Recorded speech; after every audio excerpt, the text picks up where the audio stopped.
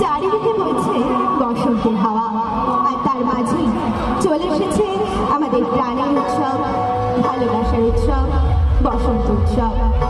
রাধা কৃষ্ণের পবিত্র প্রেম, অশুভ দমনের উৎসব, শীতের শেষে বসন্তের আবাহনী, অশোক, পলাশ, শিমুল, পূর্ণিমার চাঁদ, এই বসন্ত উৎসব, রঙের উৎসব।